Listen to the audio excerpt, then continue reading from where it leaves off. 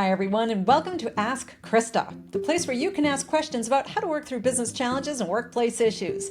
I'm Christa Dhimo, and today's listener question continues our season's theme of career growth. We'll talk about promotions, specifically when you believe you're ready but feel like your manager needs a nudge. And if you'd like to submit your question, head over to my show's site, askchrista.com. That's Christa with a CH. Here's the listener question.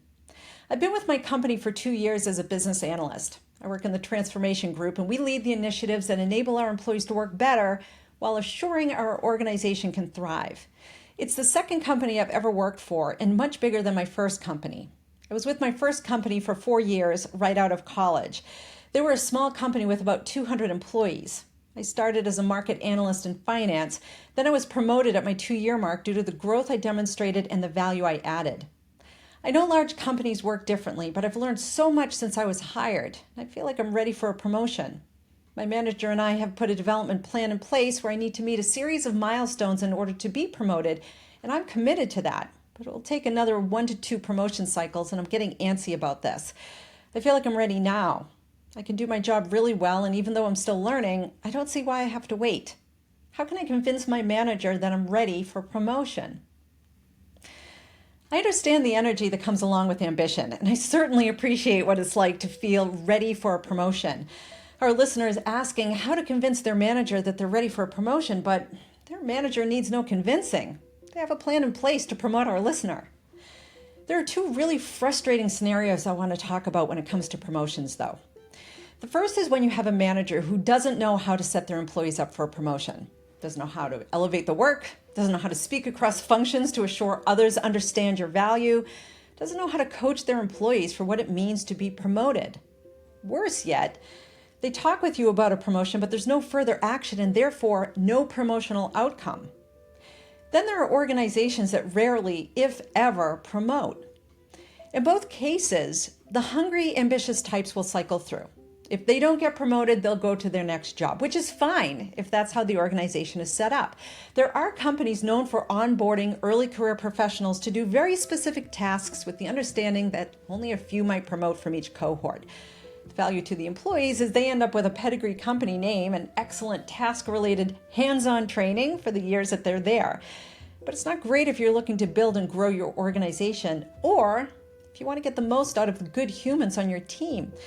It often surprises top leaders to learn that professional growth consistently ranks in the top half of what drives employee engagement, or that energy where employees willingly go above and beyond their role. Let me say that again. When employees willingly go above and beyond their role, often with or without a promotion. It sounds like our listener's manager is working with our listener to do just that, though. Manage the process whereby our listener gains the valuable experience, knowledge, skills, and practice to operate at that next level so that our listener can be promoted. I don't think our listener has to convince their manager of anything. The manager is convinced. There's a process in play. So the manager has already committed to a promotion process on behalf of our listener. What I hear from our listener is less about the manager's agreement, more about our listener's concern about how long the process might take. Now, there are times when a promotion is an obnoxiously long cycle, times when people have been demonstrating they're ready for the next level because they've been doing the work for some time at that level with appreciable and documented results. That's not what we're talking about here, though.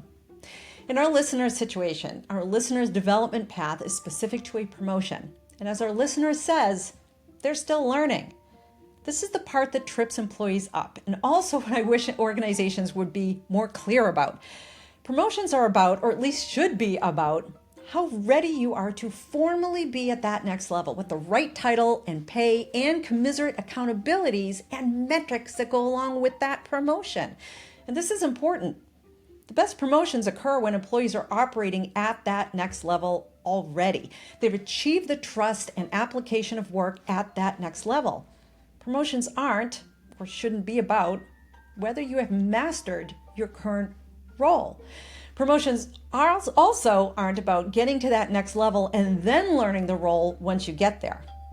Promotions are about your readiness to move into that bigger role and succeed right away, that first moment. But my answer for our listener is more about advice.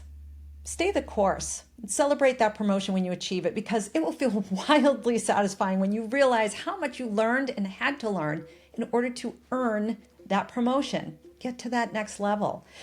If you feel things drag, or your manager tries to renegotiate on what was planned, or that your promotional activities, or those activities written down in your development plan, if you think any of that stalls out, then feel impatient and also address it directly and without hesitation. But for now, you're in a large company, which means you likely have a lot of resources available to you.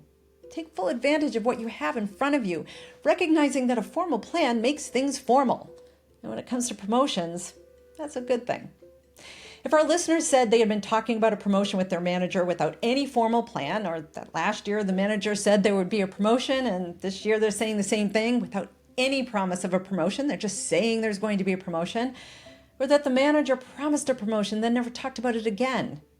These are all things that people do experience in their career. Then I'd worry and become impatient, even frustrated.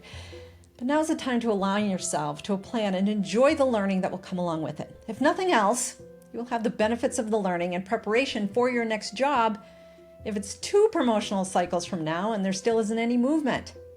But you'll be able to see how things are going before your next promotional cycle. I'm sure of that.